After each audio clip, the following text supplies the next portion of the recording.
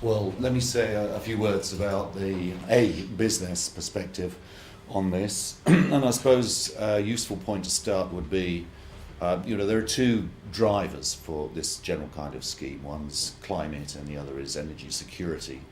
And depending on your view of the climate change challenge, arguably we should be driven to this kind of measure if we think it's as serious as NASA, NOAA, the Met Office and all the rest seem to think it is.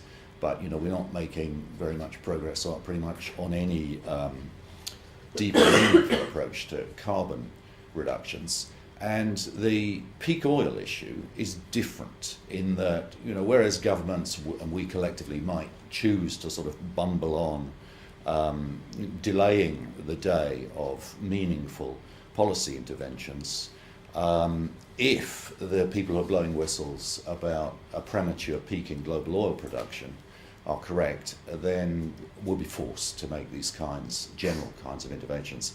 So let me look at the risk question there, because as I think probably everyone in this room knows, about 3 years ago, a group of companies in British industry got together to look at this issue of peak oil as a business risk issue. And we set up a task force with the breathtakingly original title of the UK task force, Industry Taskforce on Peak Oil and Energy Security. And we took a couple of years to look at the risk equation. Not everyone coming into the exercise was persuaded that there was a high probability risk. Of course, it's a high consequence risk if the lifeblood of modern economies is all of a sudden not there in anything like the quantities that boardrooms and governments are expecting, then that is a high consequence issue. But is it a high probability issue? And the conventional view, of course, is no, it's not even in some cases a low probability issue. It's not an issue at all. And so the premise of our work was that we would look at this as business people looking at high consequence risks, as is common in big companies. So Virgin chair this group. For those of you who don't know, or to remind people, Virgin chair this, Arup coordinate it. We have a spectrum of companies. It's pretty ad hoc across business, Stagecoach, transport company, my own company, Solar Century, and latterly we've recruited other companies have expressed the desire to join. So Kingfisher, the big retail, obviously massive consequences for retailers, they've joined, and others. So we've issued two reports, one in 2008, which unfortunately happened just a few days after Lehman Brothers collapsed, so no one took any notice of that. But the second one we released in the Royal Society in February last year. So let me just summarise what we think, where we are with government and how it, I think, applies to the exercise that Shaun and David have been leading. And at that point, I'll then, just to close, offer a personal view. At the February, well, first of all, our conclusions. I mean, we don't have time to go into the evidence. I commend you the reports to you if you haven't read them. But we are worried about the kinds of things that that's dreadful. We are worried about the kinds of things that John was talking about, and we think that, whilst hoping we're wrong, that on the strong balance of probabilities, there will be a descent in global oil production against expectations by 2015 at the latest. And the core of our argument is, as John said, it's about the flow rates. It's not about how many trillions of barrels there may or may not be down there. We have doubts about some of the conventional thinking there as well in our reports, but it's about the flow rates.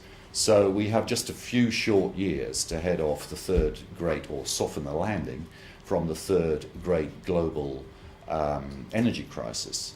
And whereas in the other two, in the 70s and 80s, we were collectively able to turn on the taps again, the difference this time, if we're correct, is that people won't be able to do that. And as I'm sure aficionados of this debate know, we're far from alone in blowing a whistle here. You have to read between the lines of the IEA's latest thoughts on all this sometimes, but it's very clear that there are a lot of concerns there. There's a lot of ad hoc concern from people tending to be recent retirees, I've noticed, from the oil industry, who speak out about their concerns of this, but also people within the oil industry. So the CEO of Total, for example, has quite a gloomy view. We see our role as to blow a whistle and to awaken government, other companies and citizens to what we think is not just a high consequence risk issue, but actually a really high probability one. And this is one of the most interesting things to me, this exercise, that these companies went into it doing it as a risk assessment, not all agreeing on probability, but we came out of it not just with consensus, but agreement. We think there's a real issue here. So how are we getting on with trying to warn government? The government line up to our second report had been pretty much to echo what BP would tell you about this. They pour scorn on the whole peak oil. They talk about peak oil theorists. As John says, peak oil isn't a theory, it's an inevitability. And we say in the foreword of our second report, we think that this issue is going to be quite as bad as the credit crunch, if not worse. So the government position changed at the time of our second report in February. The head of International Energy Security actually spoke at our press conference in the Royal Society right after us, and he said, and I'm paraphrasing but hopefully fairly, hitherto we had thought that there was one view, low or zero risk of a premature peak. Now we're told two very different things by two different blocks of industry, if you like, and we no longer know what to think. So we're going to assess this, and that's going on right now. The chief scientist at TEQ is doing a study, and that will be processed within government. We would like a government to be moving a bit more quickly on this, but their response to our risk assessment is underway. So what does it mean about TEQs? What we fundamentally want, and I think the nation needs so badly for its energy security, is for government and industry to sit down together behind closed doors and sort of nut this out and come up with a plan. At minimum, we need a contingency plan. Ideally, we would agree that there was enough of a high probability to the risk that we would put in place proactive contingency plans. Now, you might say that sounds a bit sort of a tall order, given the current expectations, but I think many of us in the task force, we've talked among ourselves about what it must have been like in the run-up to war in the 1930s. And everyone knows that rationing came in that period when the inevitability of war dawned. And I think at some point the inevitability of a really serious energy crisis is going to dawn. That's where the debate on TEQs comes in. Now, we have a purpose as a whistleblowing organisation. We've done a bit of thinking about policy, not much. It's not particularly joined up. It's certainly not the coherent master plan or plans that we would need, I think, as a nation if we were acting with full responsibility on this. That's what we want to produce with government. And at this point, my final remark, which will be personal and in no way represents the thinking of the task force, I do think that a scheme like this will be an inevitability. There will have to be rationing of energy, and to my way of thinking, this is outstandingly the most sensible and crucially the most equitable, as Caroline said, scheme for doing that. That's a personal view.